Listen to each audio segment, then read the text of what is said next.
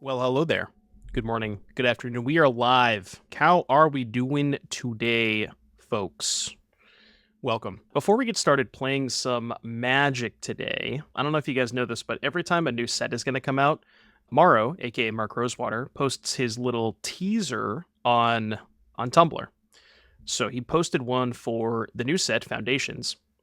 If you guys haven't seen this before, he basically hints at cards that could be in the set. You'll see what I mean when it comes here. Before previews for Foundations officially begin, I thought it'd be fun to do another of my duelist-style teasers, or give tiny hints of things to come. So things you can expect. First up, 5 iconic creatures each show up on multiple cards. I don't know if anybody in the chat knows this. I don't actually know what are the 5 iconic creatures. Oh, okay. So 5 iconic creature types would be what? Angels for white, dragons for red, demons for black, elves for green, and then merfolk for blue. So angels, goblins, demons, elves, and merfolks. Okay, cool. I don't know. That one's kind of weird. But you would expect that, right, for a core set? If the set is trying to introduce foundational stuff for standard, because remember, the set's going to be legal for 5 years, then it would make a lot of sense for them to put a lot of the building blocks, like throughout Magic's history, into this set. Really, do you would associate white with cats more than angels? I don't know if I would. If you ask yourself, what is a creature type that defines the color white? My answer would probably be angels and not cats, right? Yeah, humans too. Cats is not the first thing that would come to mind, but I don't know. Dragons, hydras, demons, angels, sphinx. Yeah, I don't know if I would do sphinx over merfolk, but anyways. All right, so this one, I've seen some interesting things on Twitter regarding this one. 2 monocolor reprints, each of a different color, that together win you the game. Oh, I'm gonna hide this for a second. I'm gonna show you this post that I made. If you cast Searing Wind and then you cast Twin Cast, your opponent takes 20 damage. So, that's where I went. I don't know where you guys went, but that's where my money went. And to answer your question, no, they're not gonna reprint Splinter Twin into Deceiver Exarch. All right. I know you want them to, but they're not gonna do that. All right. It's not gonna happen.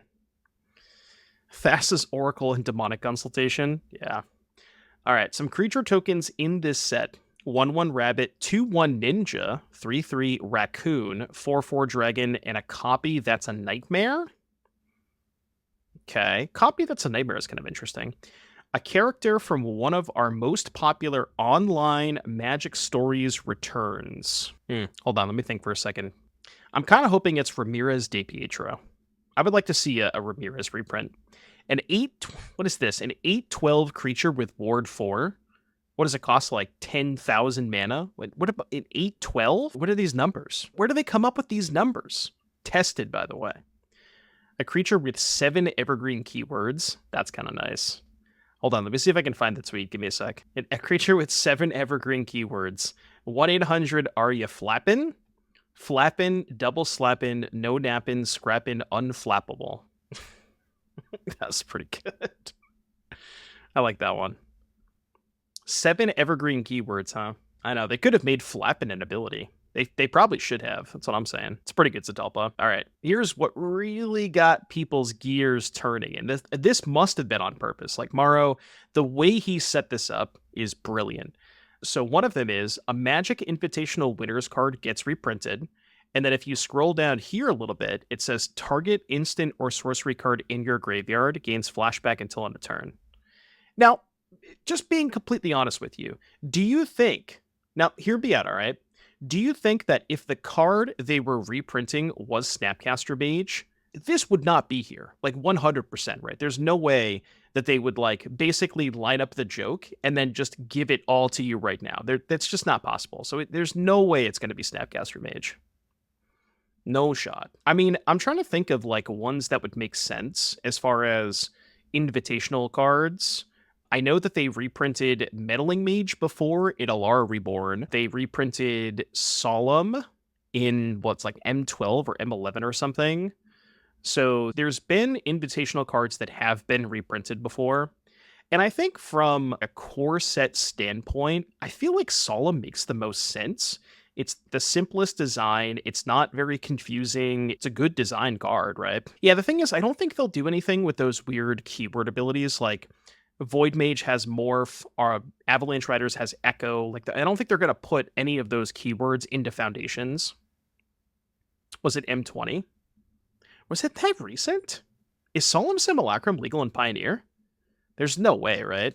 Hold on. Was it really M20? View all prints. Is this thing really Pioneer legal? Oh, M21. I didn't know it was that recent, huh? M21. I thought there was another core set they did it in. Yeah, M12, right? That's what I thought initially. I didn't realize it was that recent. Okay. Well, in that case, then, I feel like if they've reprinted it that recently, maybe it even makes it more likely. Counters in the set. So these are counter types, right? So you can put these types of counters onto your opponent's creatures. Bait counters, fellowship counters, revival counters, soul counters. Like what is bait counters? We've never had a card that has had bait counters on it before, right? Rootwater Thief. I'm not sure they want to give any more press to Mike Long than they already have. A card that's in the top 10 cards I sign gets reprinted.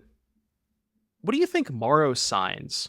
Like, if you were to go up to Mark Rosewater at a panel and ask him to sign a card, what is the card? No, it's not. What is the card that you think is that he is asked to sign more often? The card Morrow, right? The literal card Morrow. That one's probably the one he signs the most, right? Other than Morrow, yeah, I guess all the other Morrow reprints, right? There's like the Cycle from Kamigawa. There's plenty of those. Splinter Twin. Man, people just cannot get off the Splinter Twin Deceiver Exarch stuff, huh? Yeah, it could be Atog, because he has like the Blogatog stuff. If you search Mike Long MTG on Google, you'll probably find some articles. I think you can probably figure it out. More deciduous mechanics get used in this set than any previous Premier set. What is deciduous mechanics? What does that mean? Explain that term to me like I'm 5. Non-evergreen?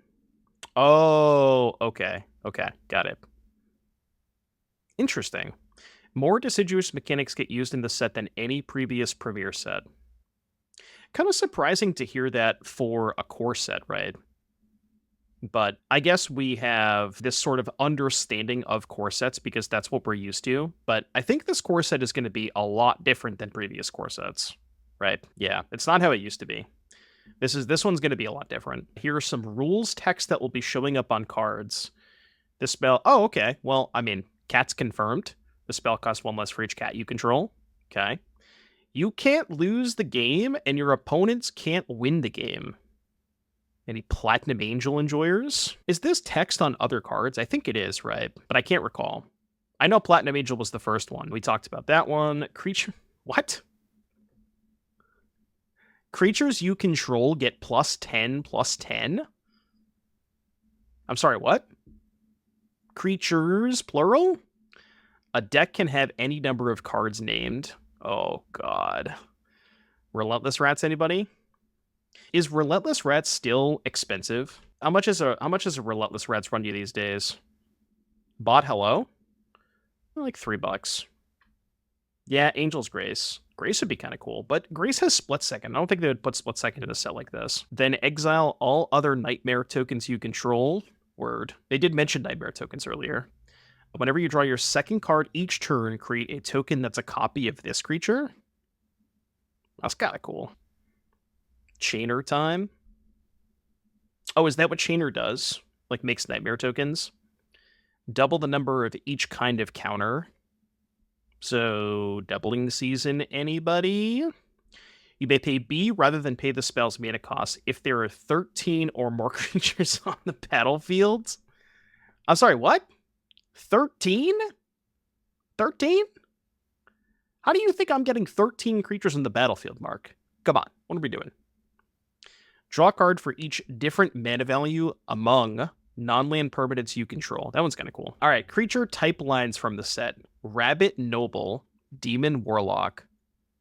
I'm sorry, did you say Shark Pirate? So it's Ramirez de Pietro, but he got eaten by Jaws. Eldrazi in a core set? Hyena Rogue, Spider Spirit, Elemental Hydra, Bear Demon. What creature type is Lumra? Elemental Bear. Okay. In Construct, Zombie Warlock. All right, and then finally, here are some names in the set. So are these card names? I'm assuming that's what that means, right?